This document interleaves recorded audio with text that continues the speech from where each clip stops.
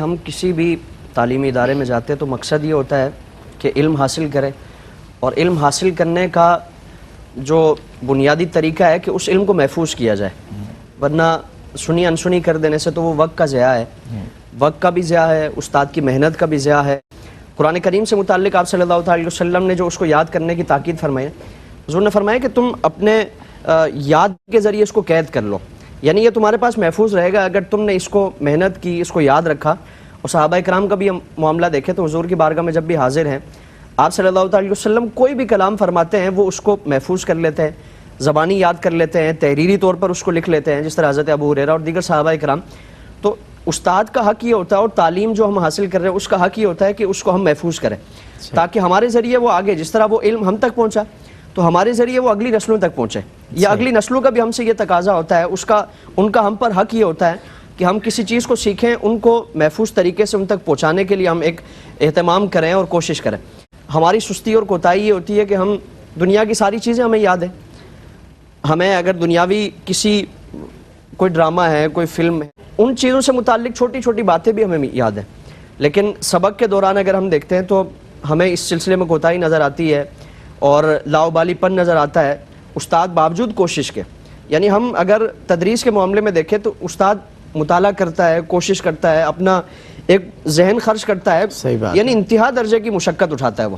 ایک جسمانی مشقت اپنی جگہ، اس سے زیادہ جو ذہنی مشقت ہے وہ اور زیادہ، یہ بہت بڑی مشقت ہوتی ہے۔ استاد کا سب سے زیادہ جو ایک مقصد ہوتا ہے اور نیت ہوتی ہے، تمنا ہوتی ہے کہ میری محنت رائگاں نہ جائے، اور محنت کا وہ جو صلہ طلباء سے وہ چاہتا ہے وہ یہی ہوتا ہے کہ بچے اس کو یاد کر لیں، کچھ سیکھ جائیں۔ استاد کا یعنی از اول تا آخر کوشش یہی ہوتی ہے، اور پھر اگر طلباء کی طرف سے یہ معاملہ ہو تو یقیناً استاد کے جذبات مجروح ہوں گے، استاد کا دل دکھے گا۔ استاد کی طرف سے جو ایک ڈانٹ ڈپٹ کا معاملہ ہوتا ہے یہ ایک فطری عمل ہے۔ ہم اگر آپ صلی اللہ علیہ وسلم کا بھی معاملہ دیکھیں تو معلم کائنات ہیں، معلم انسانیت ہے، لیکن حضور جب اصلاح کا کوئی پہلو دیکھتے تو اس میں آپ صلی اللہ علیہ وسلم کی طرف سے جلال کی کیفیت ہمیں نظر آتی ہے۔ صحیح بخاری میں بلکہ امام بخاری نے باقاعدہ ایک باب اس حوالے سے باندھا کہ جب کوئی اس طرح کی ناپسندیدہ چیز حضور ملاحظہ فرماتے تو حضور اس پہ جلال فرماتے، ناراضگی کا اظہار فرماتے، اصلاح فرماتے، تادیبی کارروائی فرماتے۔ ایک صحابی رسول سے متعلق عرض کی گئی کہ یا رسول اللہ، وہ لوگوں کو جب جماعت کراتے ہیں تو لمبی نماز پڑھاتے ہیں، تو آپ صلی اللہ علیہ وسلم نے ان کو سمجھاتے ہوئے سختی فرمائی، سرزنش فرمائی، اور فرمایا کہ کیا تم لوگوں کو آزمائش میں ڈالنا چاہتے ہو؟ میں لوگوں کو دین کی طرف اور نماز کی طرف بلاتا ہوں، تم ان کو بھگاتے ہو۔ اور پھر قرآن کریم کا ہی اگر ہم مطالعہ کریں تو حضرت موسیٰ اور حضرت خضر کی جو ملاقات قرآن نے سورہ کہف میں بیان فرمائی، حضرت موسیٰ علیہ السلام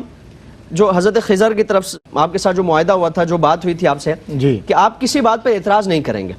لیکن بار بار جب جو ظاہری طور پر شریعت سے متصادم کچھ چیزیں حضرت موسیٰ نے دیکھی تو اس پہ اعتراض کیا، تو حضرت خضر علیہ السلام نے بار بار آپ کی جو ایک وہ پہلے کمٹمنٹ ہو چکی تھی اس پر آگاہ فرمایا، یاد دلائی، یعنی بار بار توجہ دلائی، اور حضرت موسیٰ علیہ السلام نے کوئی اعتراض نہیں کیا کہ آپ مجھے کیوں ٹوک رہے ہیں، بلکہ اس چیز کو اور آپ کی طرف سے جو عمل تھا اس کو قبول فرمایا۔ آپ نے فرمایا کہ ہاں یہ میری طرف سے یہ ہوا ہے۔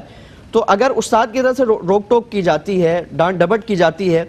سختی کا کوئی عنصر ہماری تعلیم و تربیت میں شامل ہوتا ہے تو یقیناً یہ لازمی جزو ہے۔ بالکل صحیح۔ اس پر استاد کے خلاف پروپیگنڈا کرنا اور اس طرح کا معاملہ کرنا یہ طلباء کے لیے بہرحال جائز نہیں ہے۔ اگر استاد بھی دیکھے کہ طلباء میں سے کچھ، اور شاہ صاحب ایک آپ کا کلام والا ہوتا ہے، بھائی استاد وہ ہے، آپ تھوڑی ہو، بے شک آپ تو شاگرد ہو، تو مطلب ذرا سی بات پر استاد کی ساری شفقتوں پہ پانی پھیر دیا جاتا ہے کہ تھپڑ مار دیا، ڈانٹ دیا میرے بچے۔ استاد کی یہ کوششیں بھی، استاد کی اپنی نفسانی خواہشات کی تکمیل نہیں ہے یا اپنے نفس کی پیروی نہیں ہے کہ میں مار کر اپنے آپ کو بڑا ایک چودھری ثابت کروں۔ وہ مقصد یہی ہوتا ہے کہ اگر طلباء پہ سختی بھی کی جا رہی ہے تو ان کی اصلاح مقصود ہوتی ہے، صحیح بات، ان کی درستی مقصود ہوتی ہے کہ طلباء جو ایک لاپرواہی کا معاملہ ہے، غفلت کا معاملہ ہے، اس سے باز آ جائے۔ اور پھر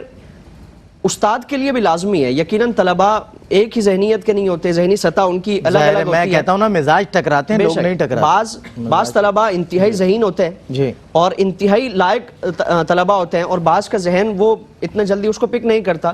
تو اس کیفیت کو بھی پیش نظر رکھیں۔ جو استاد دیکھتا ہے کہ اگر کلاس میں کوئی کنذہن بچہ ہے، نالائق بچہ ہے، تو اس کی کمزوری کو جانچنے کی کوشش کریں کہ وہ ذہنی طور پر کمزور ہے یا سماعت میں کمزور ہے، بصارت میں کمزور ہے، صحیح، جیسی اس کی کمزوری ہے اس کے مطابق اس کا علاج کرنے کی کوشش کریں، صحیح، باقی طلباء سے زیادہ اس پر شفقت کرنا شروع کریں، اس کو ایک تربیت سازی کرے، اس کی ذہن سازی کرے، اس کے مستقبل کے تابناک ہونے سے متعلق اس کی ذہن سازی کرے گا تو یقیناً اس میں بھی جذبہ پیدا ہوگا۔ اور مجھے طلباء کے لیے بھی یہ لازمی ہے کہ استاد کا بہرحال وہ ادب و احترام کیا جائے اور علم کو محفوظ کرنے کے لیے اس کو یاد کرنے کا ایک جو سلسلہ ہے وہ کیا جائے۔ کیا بات، بہت اچھی بات۔ اور میں